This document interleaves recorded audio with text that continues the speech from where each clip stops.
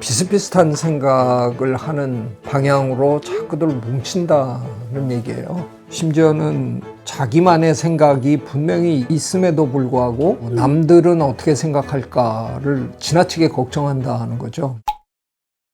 네, 지난번에 제 서재를 한번 털었잖아요. 서재만 턴 줄 알았는데 출판사들도 다 털렸다 그러더라고요. 1년 동안 못 팔던 책을 다 재고 정리를 했다고. 네, 그런 엄청난 일이 벌어졌다 그러는데, 네, 오늘 그래서 또 책 얘기를 한번 해보려고 그러는데요. 오늘 4권의 책을 제가 선정을 했는데 4권의 책을 관통하는 하나의 핵심어가 있어요. 그게 편견 이라고 저는 생각하는데요. 그 편견 때문에 참 많은 일들이 벌어지잖아요. 뭐 살면서 그런 경험들 다 하시는데 이건 뭐 꼭 대한민국 사회만 그런 것 같지도 않고요. 특히 최근에 전 세계적으로 하여간 이상하게 이 사회가 끊임없이 쪼개지고 양분화하고 굉장히 많은 사람들이 끼리끼리 모여서 자기네들끼리만 똘똘 뭉쳐서 갖고 있는 일종의 편견 때문에 참 살기 힘든 사회가 돼버렸어요. 도대체 이런 일들이 왜 벌어지는 거냐 이런 거에 대해서 학자들이 흥미로운 연구 결과들을 내놓은 것들이 많거든요. 개인적인 편견 때문에 사회 전체적으로 보면 일종의 편향 현상이 벌어지니까요. 그런 얘기를 좀 여러분과 한번 나눠볼까 합니다. 첫 번째 책은 집단 착각이라고 우리말로 번역이 된 책인데요. 타드 로즈라는 굉장히 흥미로운 학자예요. 하버드 대학에서 교육학으로 박사를 해놓고는 엉뚱하게 전문연구소에 가서 중책을 맡아갖고 일하고 뭐 이런 사람이에요. 우리 독자들에게는 이미 퍽 친숙합니다. 평균의 종말이라는 책을 써서 상당히 많은 분들이 읽었고요. 우리는 평균에 대해서 무작정 받아들이도록 훈련 받았잖아요. 그런데 그 평균이 갖고 있는 많은 모순들이 있다는 거죠. 가만히 보면 이분은 모두가 다 뻔히 알고 있다고 생각하는 걸 썩 끄집어내 갖고 그거 아니거든요. 잘 들여다보시면 이런 것도 있고 이런 것도 있고 이런 것도 있어요. 굉장히 다양한 분야를 이렇게 아주 자유롭게 넘나드는 그런 양반인데 이번에 흥미로운 책을 썼는데요. 그 책에서 제일 중요한 어떤 개념이랄까 수능 편향이라는 표현으로 하면 얘기가 될 것 같은데요. 우리가 왠지 자꾸 비슷비슷한 생각을 하는 방향으로 자꾸들 뭉친다는 얘기예요. 심지어는 자기만의 생각이 분명히 있음에도 불구하고 남들은 어떻게 생각할까를 지나치게 걱정한다는 거죠. 그래서 설문조사 같은 걸 해보면 어떻게 생각하세요? 라고 물었는데 설문지에 남들이 어떻게 생각하느냐를 가지고 답을 자꾸 쓴다는 거예요. 실제로 엉뚱한 답이 또 나온다는 거죠. 대표적인 케이스로 당선 가능성이라는 표현 여러분 다 아시잖아요. 선거철만 되면 우리들이 마음으로는 지지하고 싶은 후보가 분명히 있는데 그 사람 찍어가지고는 이게 표가 죽어버릴 것 같으니까 할 수 없이 그 사람만큼 좋아하지는 않지만 저놈은 싫으니까 이 사람을 선택해서 우리가 자꾸 찍잖아요. 그러다 보니까 이게 결국은 두 사람이 굉장히 치열하게 경합하는 현상으로 자꾸 나타나잖아요. 당선 가능성을 묻는 거라는 게 참 우리로 하여금 편향적으로 만드는데 아주 크게 기여하고 있는 게 아닐까 그런 생각이 참 많이 들었어요. 이게 어떤 의미에서는 언론도 여기에 기여하는 바가 분명히 있을 거고요. 내가 내 생각을 하기에 앞서서 오히려 오늘 아침 신문에서 읽은 그 생각을 마치 내 생각인 것처럼 내 스스로 착각하고 남에게 그 얘기를 전달하고 또 그걸 들은 사람들은 마치 자기가 어제부터 이런 생각을 하고 있었던 것처럼 내 생각인 것처럼 누구에게 하고 생각이 자꾸 번져나가는 이런 이상한 현상들이 오히려 지금 우리 사회에 굉장히 많아진 게 아닐까. 예전에 미디어의 힘이 크지 않았던 시절에는 어쩌다가 느티나무 밑에 이렇게 모여 앉으면 나는 그렇게 생각 안 해. 그리고 뭐 우기고 뭐 이러다가 나중에 기분 나쁘면 투닥거리고 싸움도 하고 뭐 그랬을지 모르지만 왠지 우리는 예전에 비하면 미리 내가 남들의 생각에 순응해버리는 그런 훈련을 굉장히 많이 받고 지내는 게 아닐까 그런 생각이 들어요. 그거를 이 타드 로즈는 따라쟁이의 함정이라는 표현으로 설명을 하더라고요. 현대인들은 자꾸 남을 따라하게 된다. 나 혼자 다른 생각을 말했다가 남들이 나를 이상한 놈으로 보지 않을까? 그래서 모두가 다 생각하는 거에 나도 그냥 함께 따라가는, 그게 제일 안전한 길이다라고 생각하게 된다는 거죠. 저희 이 책 읽으면서 아주 그냥 소름이 쫙 끼쳤는데요. 그 장기 이식을 기다리는 사람들의 간절함, 이런 거를 우리가 영화에서 많이 보잖아요. 아니 그런데 많은 장기가 버려진답니다. 왜냐하면 무슨 이유에서든지 그게 어쩌다가 그 장기를 받지 않겠다고 하는 사람이 한 서너 사람 이렇게 생기다 보면 뒤에 사람들은 무슨 문제 있는 거 아니야? 잘못된 장기를 내가 혹은 내 가족이 잘못 받아서 큰일 나는 거 아니야? 그래서 다 그 의심 때문에 전부 거부한다는 거예요. 초를 다투고 기다리고 있던 사람들인데도 남들이 하는 거에 따라서 그걸 다 거부하는 바람에 시간을 놓쳐서 더 이상 그 장기를 이식할 수가 없어진대요. 그래서 버린답니다. 이건 정말 상상도 못했던 일인데, 우리 인간이 남들이 어떻게 생각하느냐에 얼마나 결정적으로 영향을 받느냐 하는 극적인 예라고 생각하거든요. 많은 분들은 간 이식이라든가 뭐 심장 이식 이런 걸 하루 이틀 기다린 게 아니잖아요. 그걸 남들이 거부했다고 나도 거부한다? 야, 진짜 그런가 싶을 정도로 어마어마하더라고요. 그래서 뭔가 우리가 우리 일상생활에서 계속 반복적으로 벌어지고 있는 이런 집단 착각에 대해서 좀 새롭게 생각해보고 벗어나는 노력을 해야 되는 거 아니냐, 그런 내용들을 쭉 적은 책인데요. 한번 읽어보시면 뜨끔뜨끔 하실 거예요. 아마 저지르고 계시는 일들이 그 안에 계속 반복적으로 나올 테니까 저는 아주 흥미롭게 읽은 책입니다.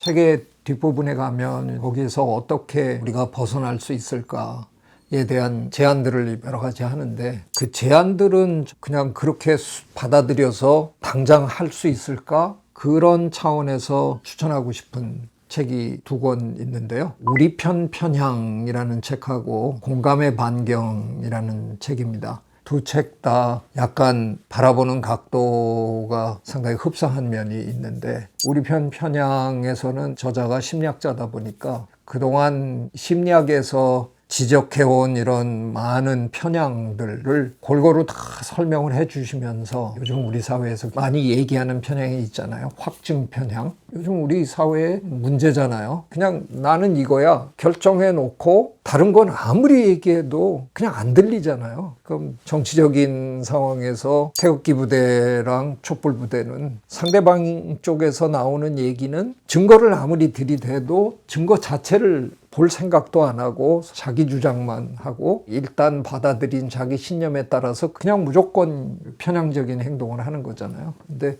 우리 편 편향은 저자에 따르면 전혀 다른 거랍니다. 그게 상당히 흥미로운 저는 설명이라고 생각하는데, 확증 편향이나 신념 편향 이런 것들을 연령대나 지식의 높고 낮음이나 뭐 이런 걸로 이렇게 조사를 해보면 대체로 지식층이 그래도 비교적 편향적이지 않은 걸로 나온다는 거예요. 공부를 많이 한 사람은 그래도 제법 자기가 듣고 있는 얘기에 약간의 의구심을 갖고 이게 진짜일까 생각해보고 읽어보고 증거를 찾아보고 뭐 이런 걸 좀 하는 편이니까 비교적 학식이 깊은 사람일수록 덜 편향적이더라는 거예요. 근데 이 우리 편 편향은 전혀 상관없답니다.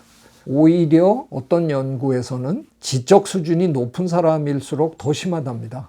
이걸 도대체 어떻게 이해해야 될까? 아마 이제 그 저자는 그래서 그걸 이제 파고들기로 한 거죠. 우리 사회에 요즘 양극화가 너무 심각한데, 그 양극화로 치닫는 분들의 면모를 이렇게 옆에서 보면 지식층이건 뭐 아니건 상관없잖아요. 그냥 내 편 아니면 적이잖아요, 다.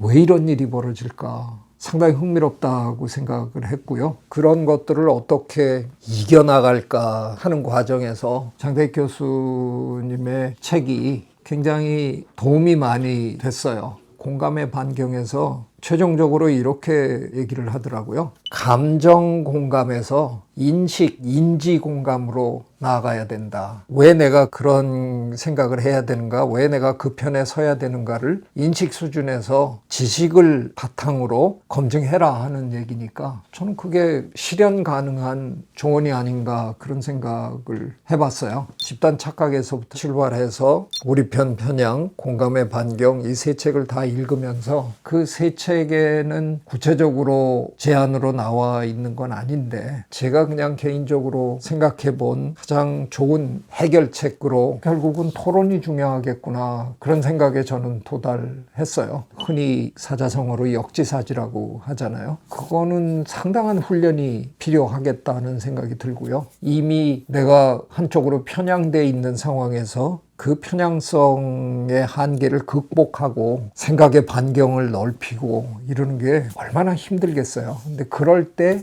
주변에 도움이 있으면 얼마나 좋을까. 그러니까 우리가 허심탄회하게 내 생각을 얘기하고 남의 생각을 들어보고 조율해보고 더 좋은 결론을 찾아내는 뭐 이런 일들을 하는 걸 저는 토론이라는 말보다 더 좋은 말이 없을까 고민하다가 숙론이라는 말을 제가 이제 만들었는데요. 토론의 그 토자가 한자로 두들길 토예요. 그래서 아마 우리나라 사람들은 토론하자 그러면 그냥 다짜고짜 상대방 두들기는 일부터 시작하는 건 아닐까. 그래서 저는 숙론이라는 단어를 만들어서 앞으로 우리 사회가 숙론을 많이 하면 좋겠다 얘기를 제가 요즘 많이 하고 사는데 어쩌면 이 세 책에서는 얘기하지 않았지만 그분들이 하는 제언들을 현실적으로 구현할 수 있는 좋은 방법이 상대의 얘기를 경청하고 내 생각을 다듬어가는 그런 노력, 즉 흔히 토론 혹은 제 용어로 하면 숙론이 좋은 방안이 아닐까 그런 생각해 봤습니다.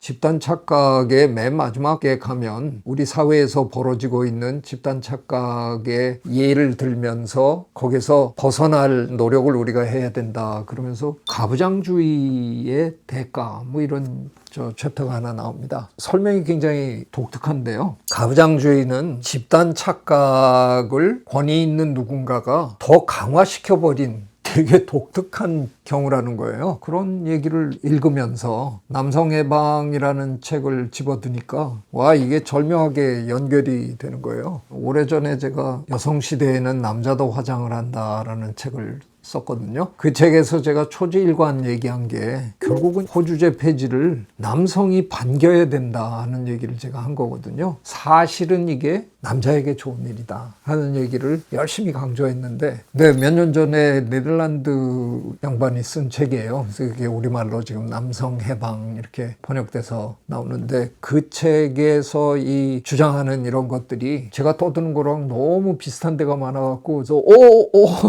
너무 반가워가지고 제가 그동안 좀 외로웠거든요. 그런 얘기를 혼자 떠들고 있으니까 여성 해방을 우리가 자꾸 얘기를 하는데요. 여성들이 사회적으로 억압돼 있으니까 그걸 풀어주고 남녀 갈등을 해소해야 된다라고 얘기하는데 뜻밖의 그 움직임의 진짜 수혜자는 저는 남성이라고 생각해요. 남성들은 그 허울뿐인 가부장제의 혜택도 사실은 현대사회에서 별로 못 누리면서 의무와 책무는 별로 사라지지 않았는데 그거는 문화적으로 하루아침에 없어지지는 않잖아요. 금전적이나 권리 면에서도 남성의 삶이라는 게 예전 같지 않은데 사실 실질적으로 이렇게 생각해 보면요. 저는 대한민국 아빠들이 이 세상에서 제일 불쌍한 동물들이라고 생각합니다. 요즘은 이제 우리가 워라밸을 얘기하면서 조금 나아지고 있지만 대부분의 아빠들은 아이들 잘 때 출근했고요.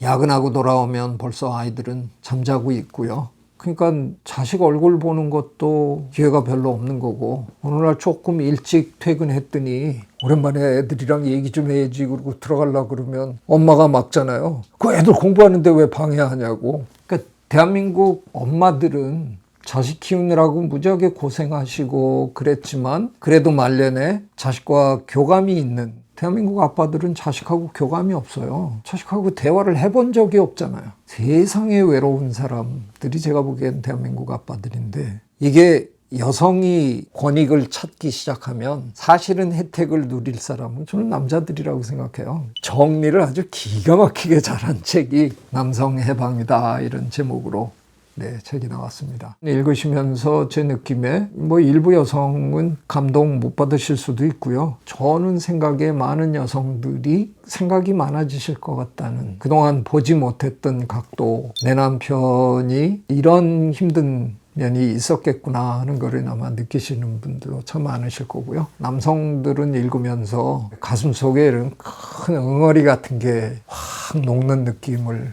받으실 거예요. 남녀가 동등한 시대가 열리려면 여성이 혼자 투쟁해서는 절대로 그런 세상이 안 옵니다.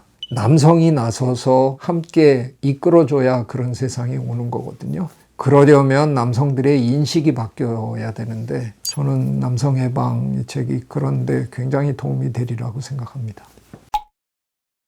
일전에 추천을 한답시고 너무 벽돌책만 추천을 자꾸 해가지고 저한테 약간 불만이 있으시다고 그러던데, 제가 오늘 이렇게 제안드리는 4권의 책, 집단착각, 우리 편 편향, 공감의 반경, 그리고 남성해방, 그렇게 딱히 쉬운 책은 또 아니겠죠? 근데 읽으시면 충분히 이해하실 수 있고요. 우리가 지금 현대를 살아가면서 편향성을 늘려가는 방향으로 사회 구조가 자꾸 그렇게 돼 있어요. 우리는 왠지 우리가 듣고 싶은 것만 듣고, 심지어는 유튜브도 자기가 원하는 얘기를 해주는 그런 채널을 우리가 골라서 보고, 이러다 보니까 지금 선택의 여지가 많은 사회에 살고 있지만 결과적으로는 선택 과정을 통해서 우리는 점점 자기 스스로를 편향적으로 만들어가는 그런 약간의 모순된 과정에 지금 우리가 빠져 있거든요. 그래서 제가 오늘 4권의 책을 여러분에게 추천하는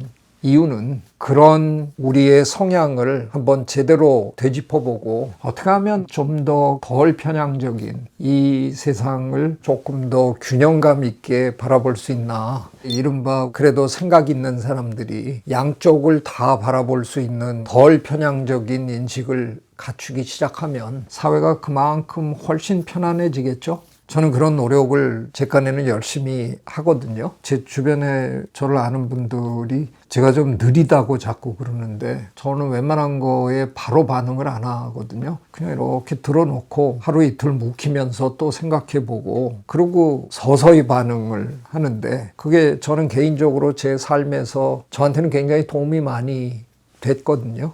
이 4권의 책을 통해서 자기 모순에서 조금 탈피할 수 있는 그런 길을 찾으면 얼마나 좋을까, 이런 생각해 봤습니다. 제가 어떻게 그런 얘기를 하다 보니까 심야 방송처럼 무게 깔고 이렇게 한 것 같아서 죄송합니다. 그런 편향성에 빠지지 않도록 저도 최선을 다해서 노력하겠습니다. 구독, 좋아요, I love you.